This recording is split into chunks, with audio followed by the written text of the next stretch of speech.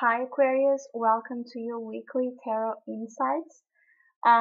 Please keep in mind this is only a general reading and take what it feels right and what resonates with your own personal experiences that you are going through right now. So the way I do these readings is I draw three cards for the whole week. The first representing the main opportunity, the second the main challenge, and the third the overall advice. I also draw a fourth card, which is more a Zen spiritual message that intends to bring unconscious patterns and energies that needs to come to consciousness light in order to give you a better understanding of what's going on during the week. So it seems like uh, there's a new sense of awakening, wanting to blossom inside of your life. And I think this is concerned about relationships. Maybe you've been until now stuck on some kind of partnership. It doesn't always need to be a love relationship, even though there's a strong possibility it is. I think you have been a little bit stuck and passive about the situation that's going, the interaction, the kind of interaction or a lack of it that you're having with your partner or with the sense of love itself. And as a main opportunity, you have the Knight of Wands. So it's an opportunity to move. It's an opportunity to make things happen. He's a very active knight. He doesn't lose time in wandering, in thinking, and he just acts. He's a fire energy, and he knows his desire, and sometimes he doesn't measure the consequences of what he's doing, but he is fulfilling his desire. He's fulfilling his impulses of taking charge of his own life and going to get whatever he wants and needs to make himself feel more happy with his life circumstances. So he doesn't wait for it.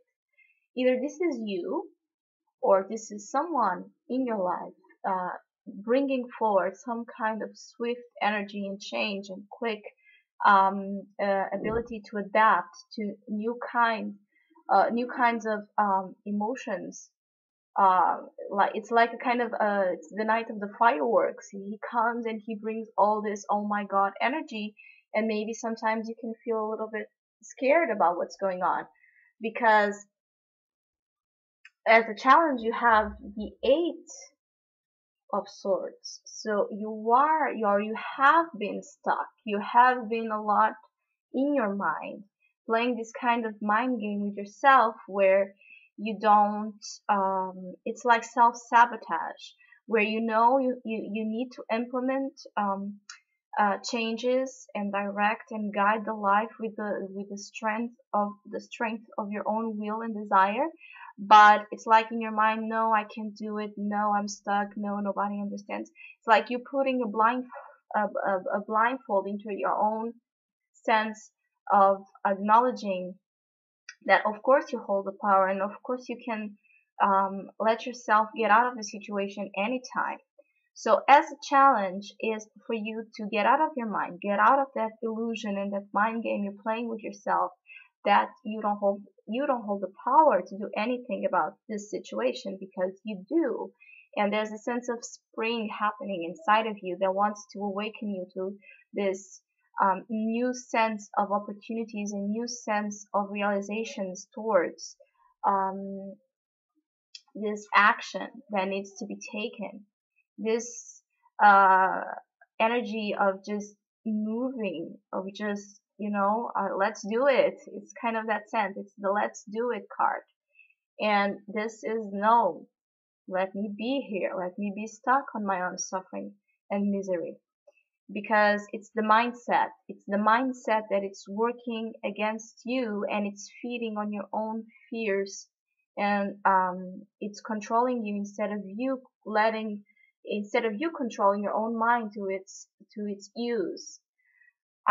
And the overall advice is the Two of Cups. So I think all of these together implement the idea that you need to take action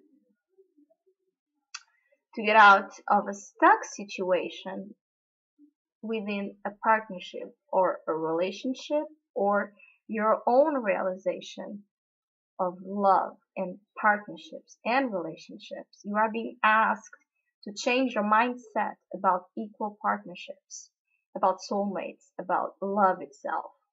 And I think that if this is not you, if this is not your own, if you don't, again, if you don't get out of the Eight of Swords and if you don't realize uh, the need to be yourself inside of yourself to harvest the energy of the night, if you don't get out of the Eight of Swords, someone will probably come into your life to teach you, to make you see that you need to make this change. You need to act upon the idea, a new realization about partnerships, a new realization about love.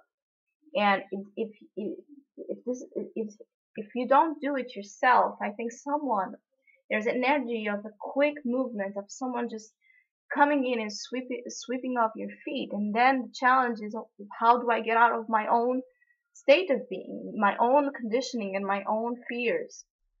But as a general, I think it's about you taking action, you taking charge about the partnership and the relationship you're with. And if you're not in a relationship, it's about you making active, proactive efforts to change your mindset about your idea, your realization, maybe a negative connotation with partnerships, of being afraid of commitments, being afraid of making partnerships um, as equal and balanced as they should be. It could be a fear of commitment. It could be a fear of relating with others based on negative experiences from the past. And again, it's about you getting over that and moving forward into more inspiring and hot times where you just let yourself be guided with the spirit energy. Fire is the spirit, and just live it, enjoy it without thinking through it too much. There's enough of thinking doing. It's about you moving forward and enjoying and the pleasures and being guided by your instincts and your desires and your impulses. There's weeks where we need to restrain our impulses and be a little bit more practical, centered, and objective. And there's weeks that if you've been that stuck too much on your own mind, it's time to act and it's time to be a fiery person and take charge of your relationships and make it better and improve it, or change your mindset about relationships and partnerships. Also, because the Zen message is the flowering card. It's beautiful. It's really in touch with this time of spring. So there's a spring, there's a blossoming, there's a flowering on some area of your life that it's happening in your consciousness. And it's bringing you the opportunity to achieve the success and to achieve the realization of something based on your own self maturity and your own self-centered grounding. So it's like you are the fertile. Your consciousness is blossoming, but it's blossoming because its foundation and its land was fertile enough to do so. So it's beautiful. You see, again, get out of that Eight of Swords, because that's the only thing holding you back of achieving so much success, so much accomplishment in whatever you want to. If it is about a relationship, there's all the promises of abundance in that relationship, of flowering, of things growing, of things, going deeper maybe. But first, you need to get out of that mindset, of that sense of being stuck, and act upon it. and then you can flower with your partner together, and you can flower in a different sense of love. You can nurture your own idea of love and partnerships with this new consciousness, this new spring arising of you wanting to begin a new stage. This is also a new beginning. It's a new beginning on achieving something. So it's a beautiful week. Take action. Really do. Because you will be surprised if you don't. If you don't, and if you keep going on this pattern, someone will attract the shadow side, our passive shadow side, in an active way. And there will be someone or some circumstance forcing you to deal with this Knight of Wands. And I think it's much better when we take charge of these own energies, and we let ourselves be guided, because it doesn't feel as hard when it's about someone else or some outside circumstance that is out of our control. So yeah, take charge, be a Knight of Wands, and you'll be surprised with your own, that bravery, that just that first step that it's so hard to take, on that bravery, on that impulse. After you've done it, it will be so much worth it. So thank you for listening, liking, subscribing. I really appreciate it, and we'll see each other in the next video. Have a great week.